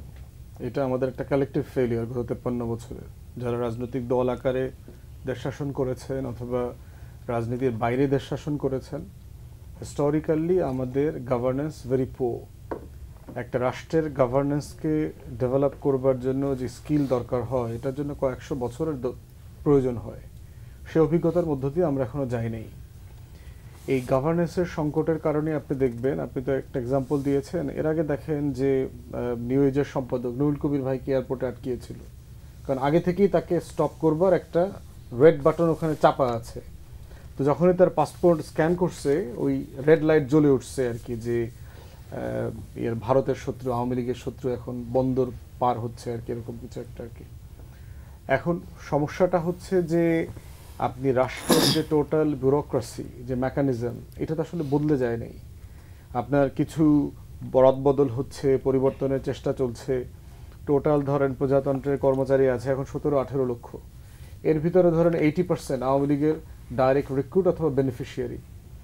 এখন এই সাইজের জনগোষ্ঠীকে আপনি কি করবেন? আপনি কি তাকে ফেলে দিবেন, ডিসমিস করে দেবেন, বাড়ি পাঠিয়ে দিবেন, কিউবার ফিডেল কাস্ট্রের মতো জাহাজে উঠায় দিয়া আটলান্টিকে ডুবাই দিবেন? কি করবেন? তা এখন সেই জায়গাতে তারা ইতিমধ্যে অনেক রদবদল করেছে। 60,000-এর উপরে আপনার ডিসমিস করেছে, ওএসডি করেছে, ডাম্পিং করেছে, বিভিন্ন জায়গাতে চেষ্টা করছে। গভর্নেন্স ডেভেলপ না করতে পারলে এইটা সিম্পলি আপনার ওভারনাইট, ইভেন ইলেক্টেড গভর্নমেন্ট আসলেও দেখবেন এই এম্বারাসিং সিচুয়েশনগুলো আপনি রিপিটেডলি দেখবেন। কারণ হচ্ছে যে যারা নির্বাচিত হয়ে আসবে তারা তো একটা টেম্পোরারি এক্সিকিউটিভ, ইনফ্যাক্ট 5 ইয়ার্সের এক্সিকিউটিভ, কিন্তু একটা পার্মানেন্ট এক্সিকিউটিভ আছে। তো এই পার্মানেন্ট এক্সিকিউটিভ সে কি আসলে এই অভ্যুত্থানকে, এই পরিবর্তনকে ওয়েলকাম করেছে? এই পার্মানেন্ট এক্সিকিউটিভ কি গত 16 বছরে কোনো সম্মানজনক মেরুদণ্ডওয়ালা সচিবের জন্ম দিছে, যে বাংলাদেশে ফ্যাসিবাদ কায়েম হয়েছে, একটা সেন্স অফ ডিগনিটি নিয়ে একটা সচিব রিজাইন করছে বাংলাদেশে, একটা মিলিটারি জেনারেল রিজাইন করছে? করে নাই। তাহলে রাষ্ট্র এখনো দেখেন পরিপক্ক হয় নাই, আমার ব্যুরোক্রেসি এখনো খুবই নিম্নমানের চিন্তার মাধ্যমে ফসল ফলায়। এবং দেখেন যে কি পরিমাণ ইনকনসিস্টেন্ট স্টেট পলিসি ডেভেলপ করে তারা বলছে যে ট্রেজারিতে সাফিসিয়েন্ট টাকা নাই, আপনার 42,000 কোটি টাকা ডেফিসিট আছে লাস্ট কোয়ার্টারে, আপনার জিডিপির growth less than 2%, obvious reason. তো সেই জায়গাতে আপনার IMF এর কিস্তি বাকি রয়ে গেছে, এক্সট্রা আরও $1-2 বিলিয়ন তারা চাচ্ছে। তো আমার ট্রেজারিতে সাবসিডি দরকার, আমার দরকার, স্টিগেন দরকার। তো এখন আমার টাকা দরকার হলে আমার কি করতে হবে? আমাকে ভ্যাট বসাইতে হবে। এখন যারা ভ্যাট বসাচ্ছেন তারা বলছেন যে আমার টাকা উঠাইতে হবে, কিন্তু এই একই ব্যুরোক্রেসি মহার্ঘ ভাতার নামে আবার 7,500 কোটি টাকা বাজেট অ্যালোকেট করতেছে। এই একই ব্যুরোক্রেসি ফরেন সার্ভিসে 20% স্যালারি রাইজ প্রস্তাব করেছে। ঠিক একই ব্যুরোক্রেসি এবং রিকমেন্ডেশনের মাধ্যমে যেটা আসছে সংস্কার কমিশনে, লার্জার সাইজের পার্লামেন্ট প্রস্তাব করছে, একটা আপার হাউস, 100 বেশি এমপি মেয়েদের, তারপরে হচ্ছে এই ইলেকশন মেকানিজম কিভাবে হবে, কেউ কেউ বলছে ইন্টারিম করে করে নির্বাচন করবে পিআরের ঘূর্ণায়মান মডেলে। তাহলে স্টেটের গভর্নেন্সের সংকট দেখেন যে আপনি টাকা খরচ কমাইতে চাচ্ছেন এবং সেটা আপনি কমানোর জন্য আপনার কিন্তু কনসিস্টেন্ট পলিসি এঙ্গেজমেন্ট তৈরি হচ্ছে না। আপনার একটা পলিসি দেখাচ্ছে যে আপনি খরচ কমাচ্ছেন, কিন্তু এক্স্যাক্টলি আপনি আবার উল্টা কাজটা করতেছেন অন্য অন্য জায়গায়। আপনি যে সকল আমলাদেরকে গাড়ির ড্রাইভার এবং তেলের জন্য 50,000 টাকা দিচ্ছেন প্রতি মাসে, তার টাকাটা আপনি আবার সাবসিডাইজ করছেন না, কমাচ্ছেন না। তাহলে কমাচ্ছেন কার?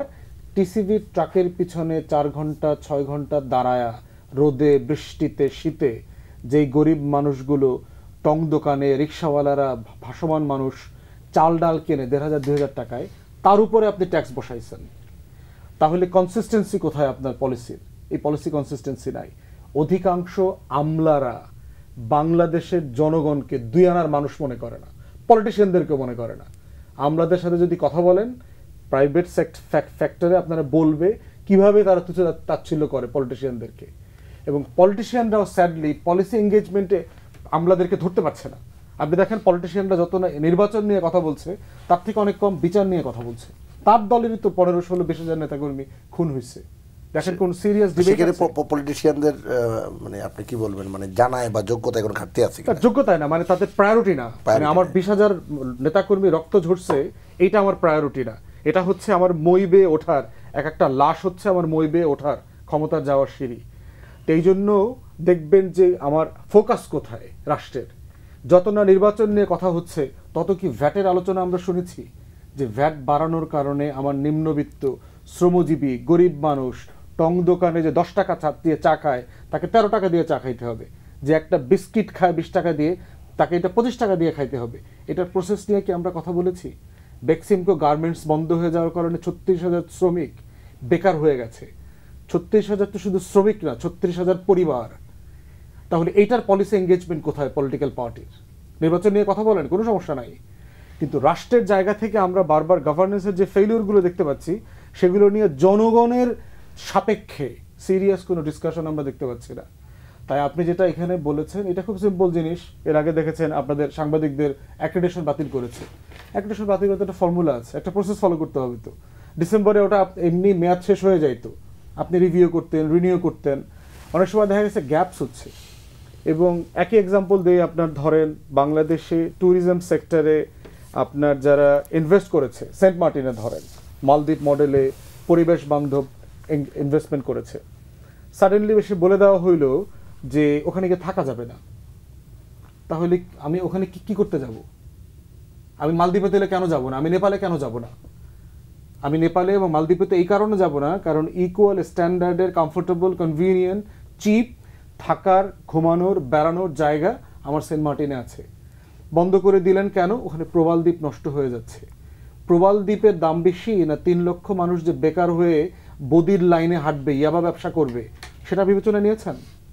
3 লক্ষ মানুষ যে বেকার হয়ে যাবে, ক্রাইমে ইনভলভ হবে, তারা শহরে মুভ করবে, আরবানাইজেশন যে আরো জটিল হবে, আপনার স্লামগুলো কমপ্লিকেটেড হয়ে যাবে, সেটা কি ভেবেছেন? তাহলে এই যে গভর্নেন্সের সংকট আমার রাষ্ট্রের পরতে পরতে, এখানে আপনি পলিটিক্যাল পার্টির এঙ্গেজমেন্ট দেখবেন না, ব্যুরোক্রেসিকে ক্রিটিক করার এঙ্গেজমেন্ট দেখবেন না। আবার দেখবেন যে আন্তঃবৈষম্য ক্যাডার আছে, আবার দেখবেন বিভিন্ন অ্যাডমিন ক্যাডারের বিরুদ্ধে অন্যান্য ক্যাডার আছে, তারা আবার ব্যানার ধরে আন্দোলন করতেছে, তাদের বৈষম্য করা হচ্ছে, 50% কেন অ্যাডমিন নেবে, 50% কেন নেবে না। টোটাল বিতর্কের মধ্যে আপনি দেখবেন জনগণ অনুপস্থিত। যার জন্য রাষ্ট্র, যার নামে রাষ্ট্র, যার নামে আমি ক্ষমতায় যেতে চাই, যার নামে আমি ভোট চাই, যার নামে আমি পরিবর্তন চাই, সে আমার প্রত্যেকটা ডিসকোর্সে অনুপস্থিত। জি, তো সেই জায়গাতে আপনি যে এক্সাম্পলটা দিয়েছেন, এটা হচ্ছে পিওর মানে গভর্নেন্সের ক্রাইসিস, পলিটিক্যাল পার্টির এবং ব্যুরোক্রেসির। Better ruin ফারানা। আমি ফুয়াদ ভাইয়ের সাথে অনেকগুলো বিষয় একমত। ফর এক্সাম্পল, আমাদের 42,000 কোটি টাকা তুলতে গিয়ে আমরা 12,000 কোটি টাকা জনগণের ঘাড়ে ভ্যাট হিসেবে তুলে দিলাম, ঠিক আছে? একই দিনে কিংবা তার একদিন 24 ঘন্টার মধ্যে 7,500 কোটি টাকা আমরা মহার্ঘ ভাতাও ঘোষণা করলাম, এই একই সরকার। কেন?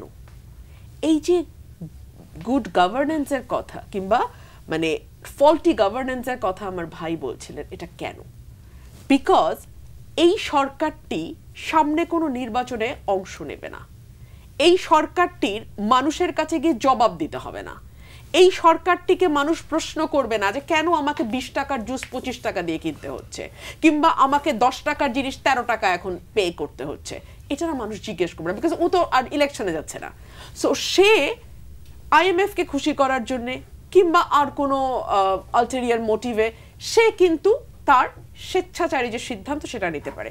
এখন আমাকে প্রশ্ন করতে পারেন, হাসিনা কি ভ্যাট বসায় নাই? হাসিনাও তো ভ্যাট বসিয়েছিল। হ্যাঁ, হাসিনা ভ্যাট বসিয়েছিল, বিদ্যুতের লাগামহীন দুর্নীতি করেছে, ক্যাপাসিটি চার্জের নামে হাজার হাজার কোটি টাকা তার বন্ধু বান্ধবরা বিদেশে পাচার করেছে। এদিকে আমাদের বিদ্যুতের দাম দফায় দফায় দফায় দফায় বেড়েছে। আগে আমি দিতাম 500 টাকা, পরে দেখি মাসে 5,000 থেকে 7,000 টাকা বিদ্যুৎ বিল আসে। হ্যাঁ, হয়েছে বিকজ হাসিনাও সামনে কোনো নির্বাচন দেখে নাই। হাসিনাও মনে করে নাই যে তাকে মানুষের কাছ থেকে গিয়ে ভোটটাকে নিয়ে আসতে হবে ঘরে। সে মনে করেছে নির্বাচন তো এমনি এমনি হয়, ওই যে হরলিক্সের অ্যাড আছে না, আমি তো এমনি এমনি খাই, তো নির্বাচন এমনি এমনি হয়। সো তার কি লক্ষ্যটা ছিল যে নির্বাচন করতে হলে আমার কি লাগবে? মানুষ লাগবে না, কিন্তু তার বদলে তো কিছু না কিছু লাগবে। প্রশাসন লাগবে, পুলিশ লাগবে, মিডিয়া লাগবে, মানে সুশীল লাগবে তার বয়ানগুলোকে এস্টাবলিশ করার জন্য। তাদেরকে কিন্তু হাসিনা যথেষ্ট ফিড করেছে না, তার ব্যবসায়ী কমিউনিটির মাধ্যমে, তার লুটেরা সম্প্রদায়ের মাধ্যমে সে যথেষ্ট ফিড করেছে। সো এই যে সুশাসনের ঘাটতি, সেটা সরে যাবে আমি বলছি না, কিন্তু বহুলাংশে কমে আসবে যদি একটি সরকার জনগণের ভোটে আসে এবং ভেরি ইম্পর্টেন্ট, সেই সরকার একটা নির্দিষ্ট মেয়াদের পরে নির্বাচনকে চোখের সামনে দেখতে পায়। 2 হচ্ছে, আপনি ধরেন কূটনীতির কথা, যেহেতু এটা ভারতীয় সেনাপ্রধান, তার বক্তব্য আমাদের দেশের মানুষ ভালোভাবে নেবে না। আমরাও মানে এত বছরের ভারতের যেই আগ্রাসন এবং ভারতের যে দাদাগিরি, তাতে তাদের ভালো কথাও ভালো লাগে না। কিন্তু সেনাপ্রধান যে কথাটি বলেছেন, এটা কিন্তু আসলে দিন শেষে সকলেরই মনের কথা। যদি একটা সরকার পলিটিক্যালি ইলেক্টেড গভর্নমেন্ট যখন হয়, তখন কূটনীতির সম্পর্ক বলেন, অর্থনীতি বলেন কিংবা সমাজনীতি বলেন, কিছুটা স্মুথনেসের মধ্যে আসে, কিছুটা গতির মধ্যে আসে এবং একটা প্রেডিকশনের মধ্যে আসে। দীর্ঘদিন ধরে আমাদের বিনিয়োগ বন্ধ হয়ে আছে, বিশেষ করে গত 5.5 মাসে অর্থনীতির অবস্থা সত্যিই খুব খারাপ। আমরা না হচ্ছে দেশের বিনিয়োগ। গতকাল আমি দেখলাম 150টা পোশাক শিল্প কারখানায় ভাঙচুর এবং আগুন লেগেছে। গতকালকেই গুলশান থেকে এক ব্যক্তি তার ব্যবসার 1.5 কোটি টাকা নিয়ে বাড়ি ফিরছিলেন, তাকে ইচ্ছা মতো কোপানো হয়েছে। ছিনতাই কিন্তু খুব বেড়ে গেছে, সবাই বলছে এই কথাটি। মোহাম্মদপুর তো শুরুর দিকে আলাদা জোনই হয়ে গিয়েছিল। একটা পলিটিক্যালি ইলেক্টেড গভর্নমেন্ট যখন আসে, তখন যেটা হয়, ব্যুরোক্রেসিও, হ্যাঁ ব্যুরোক্রেসি পলিটিশিয়ানদেরও মানে না, কিন্তু যেই পলিটিশিয়ানের পায়ের নিচে মানুষের সমর্থনের ভিত্তি আছে, সেই পলিটিশিয়ানকে ব্যুরোক্রেসি না মেনে যাবে। হ্যাঁ, ট্যাফও করে, আমরা তো ব্যুরোক্রেসি দেখছি, মানে আমাদের ফ্যামিলিতে তো ব্যুরোক্রেট ছিল, সো তাদের অহংকারও আমরা জানি। বাট তারপরেও দিন শেষে বাধ্য হয় পলিটিশিয়ানের যদি বেসটা শক্ত থাকে। এখন পলিটিশিয়ান যদি এমন হয় যে সে রাতের ভোটে হইতেছে, সে ব্যুরোক্রেসির সাহায্য নিয়ে সিল মেরে ব্যালট বাক্স ভর্তি করতেছে, সেই পলিটিশিয়ানকে কেন ব্যুরোক্রেসি পাত্তা দেবে? দেওয়ার তো কোনো কারণ নাই। এবং আসেন সমাজনীতি, যেটা আমি বললাম, সমাজেও যে একটা আনস্টেবল অবস্থা, যেটা আমার ভাইও বললেন যে 3 লক্ষ লোককে যে তুমি বেকার করলা, তারা কি এখন বদির লাইনে হাঁটবে কিনা? সো এই যে সমাজের অস্থিরতা, একটার সঙ্গে আরেকটা কানেক্টেড, আপনি কোনোটাকেই আইসোলেটেড ভাবে আলোচনা করতে পারবেন না। নির্বাচিত সরকার আসলে এই সমস্যাগুলো অনেকাংশে কেটে যাবে বলে বিশ্বাস করেন আপনি, এবং সেই সরকারটি যদি সামনে আরেকটি সহি নির্বাচন দেখতে পায়। জি, আরিফুল ইসলাম। জি, থ্যাংক ইউ। ইতিমধ্যে আমার সহবক্তা আসলে এই বিষয়গুলোর একদম ক্লিয়ার একটা চিত্র তুলে ধরেছেন তাদের বক্তব্যে, এবং আমি তাদের সঙ্গে এই সমস্ত বিষয়ে একমত। পাশাপাশি আমি দু একটা বিষয় অ্যাড করে আপনাকে জানাই, সেটি হচ্ছে বিগত 17 বছর ধরে আপনি দেখবেন যে এই শেখ হাসিনার রেজিম না, মূলত একটা আমলাতান্ত্রিক রেজিম ছিল। আপনি দেখেন এই 14 সালের ইলেকশন, 18-এর ইলেকশন, প্রত্যেকটা ইলেকশন বাস্তবায়নে কাজ করেছে কারা, এবং তারা এই কাজগুলো করার মাধ্যমে তাদের কি আসলে কতটুকু শাস্তির মুখোমুখি হতে হয়েছে আমরা কিন্তু দেখিনি। পলিটিশিয়ানরা আপনার সিন্ডিকেট গড়তে পারে নাই, একটা দল তো একটা সিন্ডিকেট গড়বে, কিন্তু আমলারা এতটাই সিন্ডিকেট গঠন করে আছে যে তাদেরকে টাচ করলে আপনি নিজে জ্বলে পুলে ছারখার হয়ে যাবেন, এরকম একটা পরিস্থিতি। আপনি একটা জিনিস দেখবেন যে আমলারাই বেসিক্যালি হচ্ছে রাষ্ট্র। রাষ্ট্রযন্ত্রটা কি? এই যে একটা রাষ্ট্র, এটা যে একটা মেশিনের মতো যে চলছে, একটা কালেকটিভ যে একটা ইস্যু, এই পুরো রাষ্ট্রযন্ত্রটা বেসিক্যালি এই আমলাতান্ত্রিক বিষয়গুলো। শুধু আপনার 5 বছর পর পর তো পলিটিশিয়ানরা চেঞ্জ হয়, রেজিম চেঞ্জ হয়, পার্টি চেঞ্জ হয়, ক্ষমতার পালাবদল হয়, কিন্তু এরা কিন্তু স্থায়ীভাবে চলে। একজন মন্ত্রী 5 বছরের জন্য ক্ষমতা পায়, আর ওই মন্ত্রণালয়ের সচিব মৃত্যুর আগ পর্যন্ত, এই মানে যে 59 বছর পর্যন্ত বা 60 বছর পর্যন্ত, মানে তার যতক্ষণ পর্যন্ত সক্ষমতা থাকে ততক্ষণ পর্যন্ত সেই ক্ষমতাটা কিন্তু ভোগ করে, এবং মন্ত্রী তার উপরে ডিপেন্ডেন্ট থাকে। এই যে চিত্রগুলো, যেখানে আপনার আমলাতান্ত্রিক যারা আছে, ব্যুরোক্রেসিতে যারা আছে, যারা এত পাওয়ার হোল্ড করে, তাদের এথিক্স, তাদের জবাবদিহিতার জায়গাটা কোথায়? এই জবাবদিহিতার জায়গাটা সংবিধান এবং যে রাষ্ট্রের যে আসলে প্রকৃত যে মানে নিয়মতন্ত্র, সেটা থাকার কথা, ওটা কতটুকু আসলে পালন করা হচ্ছে? আপনি দেখবেন যে এই আমাদের যে বিতর্কিত, আলোচিত, সমালোচিত যে ডিআইজি হারুন সাহেব, তিনি সাধারণ একজন এএসপি থেকে কিভাবে ডিআইজি হয়ে গেলেন? বিরোধী দলীয় চিফ হুইপকে পিটিয়ে, এবং এভাবে করে তিনি ওই জায়গায় বহাল তবিতে আছেন। শুধু এরকম একজনকে আমরা আইডেন্টিফাই করেছি, কিন্তু তার আশেপাশে যারা ছিল তারা অনেকেই, আপনি দেখবেন যে কয়েকটা উদাহরণ আছে যারা একসময় তাদের পেছনে ছিল মানে শেখ মুজিবুর রহমানের ছবি, এখন তারাই আবার ডক্টর ইউনূসের ছবি, আবার যখন বিএনপি ক্ষমতা আসবে পেছনে আবার জিয়াউর রহমানের ছবি টাঙ্গিয়ে তারা একইভাবে বহাল তবিতে থাকবে, আর মারধর খাবো, দেশ ছাড়া হবো পলিটিশিয়ানরা। এখন এই জায়গাটার আসলে সলিউশনের এক্সাম্পলটা আমরা আসলে কি দেখব? আপনি দেখবেন যে ইউএসএতে যখন ট্রাম্পের কিছু মানে অসঙ্গতিমূলক আচরণের কারণে একটা বিশৃঙ্খলা সৃষ্টি হয়েছে, ইউএসের সেনাপ্রধান কি বলেছে? আমরা কোনো ব্যক্তিকে ক্ষমতায় রাখার জন্য শপথ গ্রহণ করিনি, আমরা শপথ গ্রহণ করেছি সংবিধান রক্ষায়, দেশের সার্বভৌমত্ব রক্ষায়। এই কমিটমেন্ট কেন আমরা প্রতিষ্ঠা করতে পারিনি আমাদের সেনাবাহিনী বা আমাদের যে বাহিনীগুলোর মধ্যে? এটা আমরা কিন্তু পারিনি। আরেকটা জিনিস আপনি দেখবেন যে পাকিস্তানে আপনার মানে তাদের যে আদালত এবং বিচার ব্যবস্থা এতটাই স্ট্রং যে তারা মানে ইমরান খানের যে প্রসঙ্গটা আমরা এসে দেখছেন যে তাদের একটা রায়ে অনেক কিছু চেঞ্জ হয়ে যাচ্ছে, এবং ওই বিচার ব্যবস্থা কোনোভাবেই ক্ষমতাসীন দল দ্বারা প্রভাবিত করতে পারছে না। আমরা কিন্তু পাকিস্তানের অনেক ধরনের সমালোচনা করি এবং অনেক মানে আমরা অসঙ্গতিগুলো তুলে ধরি। আমার আরেকটি বিষয় ভাই, সেটি হচ্ছে আপনার দেখেন তুরস্কের যে ইলেকশনটা দেখেন, তুরস্কের ইলেকশনটা আপনার মানে প্রেসিডেন্ট এরদোগান ক্ষমতায় থাকা অবস্থায় তিনি মানে চূড়ান্ত ভোট ঘোষণার আগ পর্যন্ত তিনি নিশ্চিত না তিনি নির্বাচিত হবেন কি হবেন না। এই বাস্তবতাটা সম্পূর্ণভাবে নিশ্চিত করতে পারে একটা দেশের আমলাতন্ত্র, রাষ্ট্রযন্ত্র। সেই রাষ্ট্রযন্ত্রটাই সবার আগে সংস্কার, এবং মানে সবগুলো রাজনৈতিক দল দেশের প্রশ্নে, সার্বভৌমত্বের প্রশ্নে, এমনকি এই যে আমরা ভারতের যে আগ্রাসন, এই জায়গাটার মধ্যে পুরোপুরি প্রভাব যে প্রশাসনের উপর কিন্তু রয়েরই। এই জায়গাটা যদি আমরা ঠিক করতে পারি যে প্রশাসন এগুলো আসলে সাংবিধানিকভাবেই চলবে এবং এদের মেরুদণ্ড ঠিক থাকবে, এথিক্স থাকবে, তখনই কেবল এই দেশের সমস্ত অভ্যুত্থান, আন্দোলন, party, everything will be success, otherwise not. Thank you. বীর মুক্তিযোদ্ধা সর্দার সাখাওয়াত হোসেন বকুল, আমরা একেবারেই শেষের দিকে প্রসঙ্গের অবতারণা করা হয়েছে, কোনখান থেকে শুরু করবো জানি না। খুব সামারাইজ করে বলি, যদি ফুয়াদ সাহেব ট্যাক্স পলিসির কথা বলেছেন, খুব ভালোভাবে এই ট্যাক্স পলিসিটা উনি ধরার চেষ্টা করেছেন।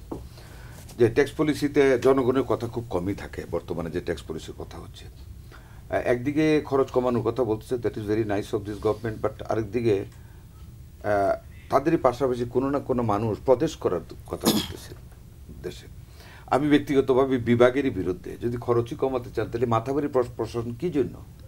প্রদেশ হলে কি, মানে একটা প্রদেশ যদি এখন রুমিন ফারহানার ব্রাহ্মণবাড়িয়াকে যদি প্রদেশ বলা হয়, মানে what is the difference in between the present status and ওইখানে প্রাদেশিক একটা গভর্নর বসায় আরেকটা মাথাবাড়ি গরিবের পয়সাগুলি খরচ করানো বাদে আর কি এখানে থাকতে পারে? এগুলি হলো অগণতান্ত্রিক পরিবেশ থেকে উদ্ভূত সকল কথাবার্তার একটা জগা খিচুড়ি বর্তমান সরকারের আমলে চলছে। কারণ this government has got no accountability to the people. তাদের মানুষের কাছে ভোট চেতে হবে না, তাদের কোনো মানে প্রশ্ন মানে তাদের থাকতেছে না। যেমন ধরেন আপনি দেখেন এই যে মানে ট্যাক্স করতেছে বা মানে তারা বলতেছে বিদেশ যা কমাই দিবে, কিন্তু এই যে 12 কেজি সিলিন্ডারের দাম 1200 থেকে 1400 টাকা করলো, হ্যাভ দি এভার থট যে কারা ইউজ করে দিস সিলিন্ডার ইউজ এখনও কিন্তু বিলাসে পড়ে না, it's not a luxurious item. এখন লাকড়ির ব্যবহার কমে যাচ্ছে বিকজ বন পরিবেশ রক্ষার্থে বড় বড় গাছ আর দেশে নেই, ছোটো ছোটো গাছ ফুট করে আগুনে জ্বলে যায়। কাজে মানুষ এখন গ্রামের মহিলারা কর্মজীবী বিভিন্ন কাজ করে অল্প সময় পাকটা করতে চায়, একটু আরামে চোখটা লাল বানাতে চায় না ধূম্র জালে। সিলিন্ডারটা ইউজ করে সেটা 200 টাকা বাড়িয়ে দিয়েছে এই কয়দিনের 10-12 দিন হয়েছে। The government has not thought about the people, সাধারণ মানুষ যেটা ব্যবহার জনগণের ভোটে নির্বাচিত সরকার আসলে কি তারা ওই জায়গা আমি আসতেছি ওই জায়গাটা। এখন এই জনগণের কথা তারা বলতেছে না। হ্যাঁ, এখন পাবলিক ধরেন আমি যদি আজকে সংসদে থাকতাম আমি কিন্তু পয়েন্ট অফ অর্ডারে দাঁড়ায় যেতাম, রবিন ফারহানা দাঁড়িয়ে যেত যে আমার জনগণ হার্ড হিটেড হচ্ছে 1400 টাকা করে 200 টাকা কমাতে হবে মাননীয় স্পিকার। আজকে কিন্তু বলার কেউ নাই বিকজ নট পার্লামেন্ট, বিকজ পিপলসের কোনো রিপ্রেজেন্টেটিভ নেই কথা বলার মতো। এই যে সিনতে এর কথা বললো, আজকে যদি একজন কমিশনার থাকতেন হয়তো he is good or bad, তার ভোট পাওয়ার ইচ্ছা যদি থাকতো নিউট্রাল, সে কিন্তু যাইতো আগে যে কেন এই কাজ হলো, কারা করলো, পুলিশকে বলতো, প্রশাসনকে বলতো, সে নিজে তার লুক নেওয়া দাবড়াইতো। আজকে কিন্তু nobody is there to look after the people. গভর্নমেন্টে তার পুলিশের মরালটা এখনো চেঞ্জ করতে পারেনি এই গভর্নমেন্ট, ইটস টোটাল ফেইলার। যেটা আমি আমার বক্তব্যে প্রথম বলেছি, আস্থার অভাব ঘটতেছে এই সরকারের প্রতি। কাজে একমাত্র পথ যত তাড়াতাড়ি সম্ভব, পারলে 3 মাসে, না পারলে 5ই আগস্ট আরেকটা ইতিহাস রচনা করেন। 5ই আগস্টে ছাত্র জনতার আন্দোলনের জয় হয়েছে, বাংলাদেশের বৈষম্য বিরোধী আন্দোলনের ফেসিজম বিদায় হয়েছে। ঠিক একই দিনে একটা গণতান্ত্রিক সরকার 5ই আগস্টে দিয়ে, এটা আমার ব্যক্তিগত মত, আরেকটা নিরপেক্ষ নির্বাচন করে আপনারা সসম্মানে জাতির কাছ থেকে বিদায় নেন। নতুবা বাঙালিরা, আমি একটু I want to draw back a sentence of Sheikh Mujibur Rahman in the first inauguration ceremony of the district governor in Narayanganj, যখন জেলা বাকশালে পরে যখন জেলা গভর্নরদের কনফারেন্স জন্য বক্তব্যে বলছিলেন, মাই ডিয়ার কলিগস, বাঙালিরা খুব সেন্সিটিভ জাতি, যেই তত্ত্ব আজকে আপনারা নিয়ে যাচ্ছেন বসার জন্য খুব সাবধান, খায় কিনা আমার সন্দেহ আছে। কারণ বাঙালিরা যে সেন্সিটিভ উনি নিজেও বলে গেছেন। কাজে এই যে এই সরকার এত আমরা কনসেনসাসের মাধ্যমে এত ইজ্জত সহকারে নোবেল লরিয়েটকে বসালাম, আমাদের কিন্তু ফেলতেও দেরি হবে না যদি না জনগণের আস্থা হারিয়ে যায়। কাজেই যত তাড়াতাড়ি সম্ভব এই দেশে একটা ফেয়ার ফ্রি ইলেকশন করে জনগণের প্রতিনিধির হাতে ক্ষমতা হস্তান্তর করেন। সেই প্রতিনিধিরা যদি সংস্কার না করে আবার ফেসিজমের সৃষ্টি করে, এই ছাত্র জনতা আবার তাদেরকে ফেলে দিবে। That weapons the students and the peoples, general people have in this country. ওইটাকে ভয় পাওয়ার কোনো কারণ নেই। একটা গাইডলাইন দিলে সংসদে সেগুলি করতে বাধ্য। আর আমরা বিএনপি যদি মনে করে যে আমরাই ক্ষমতা যাব, আমরা কিন্তু সেটা এই যে আমাদের ভিশন 2030 আমাদের নেত্রী বেগম খালেদা জিয়া ওয়েস্টার্নে দিয়েছেন, আমাদের তো তারেক রহমান সাহেব 31 দফা মেরামত, রাষ্ট্র মেরামতের কথা বলেছেন। যত সংস্কারের প্রস্তাব আসতেছে যেগুলি rational, acceptable to the nation, জাতির মানে উন্নতি হবে, প্রত্যেকটা কিন্তু আমাদের রিফর্মস আছে। কাজে আমরা সেই রিফর্মসগুলি আমরা করব। আমি কনফিডেন্টলি আমার নেতা জনাব তারেক রহমান এবং আমাদের নেত্রী বেগম খালেদা জিয়ার পক্ষ থেকে ওনাদের কথা অনুযায়ী বলতে চাই, অ্যাসার্ট করতে চাই যে we must do the reforms, মানে ইন দ্য নেক্সট পার্লামেন্ট যতটুকু beneficial for the people will run up to that level. আমরা সেই সংস্কারগুলি আমরা করব। কিন্তু আমরা এখন অনতিবিলম্বে একটা সংসদীয় নির্বাচন চাচ্ছি, জনগণের সরকার চাই। তাহলে যত সমস্যার কথা আমরা বলতেছি, will try to resolve all this problems for the nation in the next parliament. এটাই আমাদের শেষ স্লোগান। আমরা অবিলম্বে নির্বাচন চাই, ফেয়ার নির্বাচন চাই। এই সরকার নিরপেক্ষতার সাথে নির্বাচনটা করুক, আমরা কামনা করি। যদি নিরপেক্ষতা হারায়, এই সরকার ভাগ্য খুব ভালো থাকবে না। ধন্যবাদ আপনাকে। অসংখ্য ধন্যবাদ সরদার শাখাওয়াত হোসেন বকুল, ব্যারিস্টার আসাদুজ্জামান ফুয়াদ, আরিফুল ইসলাম এবং ব্যারিস্টার রবিন ফারহানা। আপনাকেও সুপ্রিয় দর্শক, আপনারা যারা এতক্ষণ বিএসআরএম গণতন্ত্র এখন দেখছিলেন, আপনাদেরকে ধন্যবাদ ও কৃতজ্ঞতা জানিয়ে আজকের অনুষ্ঠান এখানে শেষ করছি। সবাই ভালো থাকবেন, সুস্থ থাকবেন। আল্লাহ হাফিজ।